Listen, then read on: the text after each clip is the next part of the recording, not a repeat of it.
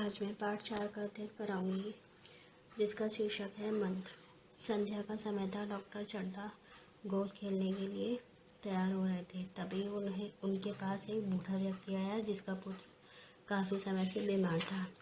उसने डॉक्टर चड्ढा से आग्रह किया कि वह उसके पुत्र को एक बार देख ले, लेकिन डॉक्टर चड्ढा ने देखने से इनकार कर दिया। उन्होंने कहा कि वह उसको लेकर कल आए।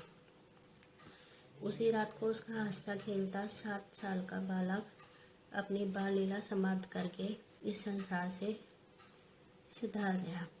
कई साल गुजर गए। डॉक्टर चड्ढा ने खूब यश और धन कमाया, लेकिन उसके साथ अपने स्वास्थ्य की भी रक्षा की।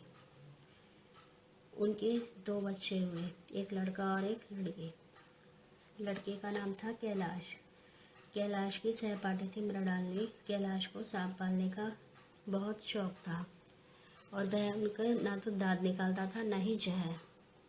मृणालिनी ने एक बार कैलाश से सांप देखने की जिद की और खेल खेल में ही उसने उस सांप दिखाते समय सांप का मुंह दबा दिया, जिससे उस सांप ने कैलाश की उंगली में काट लिया और उसका जहर उसके शरीर में चला गया।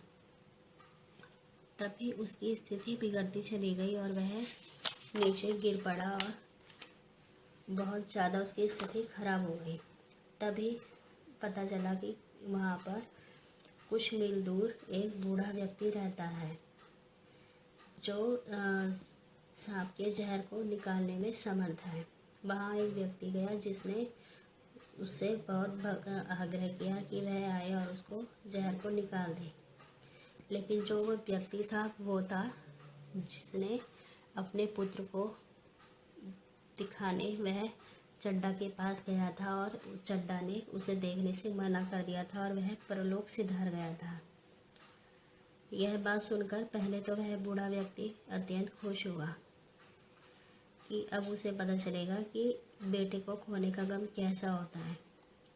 लेकिन उसका मन गवाही नहीं दे रहा था। उसके अंदर इसको लेकर जो है एक उपदेशक आवाज़ आ रही थी कि उसको उसे देखने के लिए जाना चाहिए, उसको ऐसा नहीं करना चाहिए। उसके 80 वर्ष के समय में कभी ऐसा नहीं हुआ कि किसी को सांप ने काटा हो और वह ना गया हो।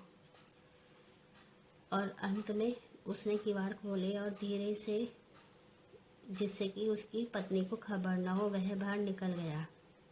इतने ही रास्ते में 2 आदमी आते हुए उसे दिखाई दिए। दोनों बातें करते चले जा रहे थे। चड्ढा बाबू का घर उजड़ गया। उनका वही एक लड़का था।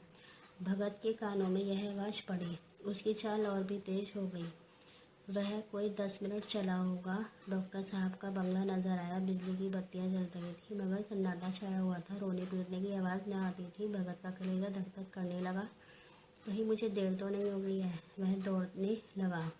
अपने उम्र में वह कभी इतना तेज नहीं दौड़ा। सहसा भगत के द्वार पर पहुंचकर आवाज़ दी। डॉक्टर साहब समझे कोई मरीज आया है। किसी और दिन उन्होंने उस आदमी को दुत्कार दिया था, मगर आज वे बाहर निकल आए और उससे कहा कि क्या काम है, बताइए।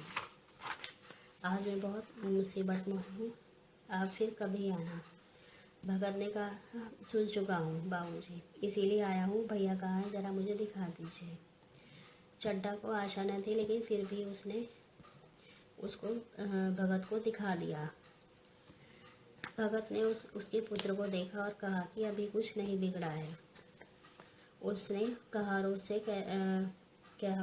से पानी भर भर कर कैलाश को नहलाना शुरू किया और मुस्कुरा कर मंत्र पढ़ने लगा।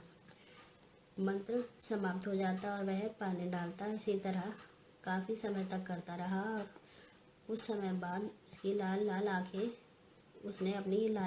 खोली। तभी कैलाश ने भी अपनी आँखें खोल ली और एक क्षण में उसने अंगड़ाई ली और पीने के लिए पानी मांगा और एक ही क्षण में चारों तरफ खुशियाँ फैल गईं।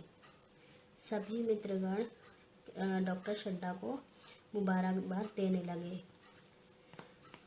सभी लोग फिर कैलाश से भगत के दर्शन के लिए उत्सुकता को जताने लगे, लेकिन भगत वहाँ से चला गया, किसी को पता भी नहीं चला। कुछ समय बाद तभी उसको याद आया डॉक्टर चड्ढा को कि रात मेरे को समझ नहीं आया था, लेकिन अब मुझे याद आ रहा है कि वह एक मरीज लेकर आया था और मुझे उसने देखने के लिए कहा था मरीज को, और मैंने इनकार कर दिया था। आज मुझे उस बात को याद करके बहुत ग्लानि हो रही है। उसे प्रकट नहीं कर सकता।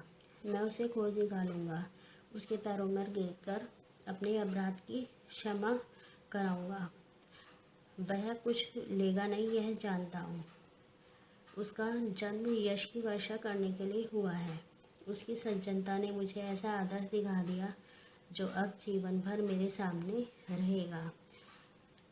ठीक है, धन्यवाद।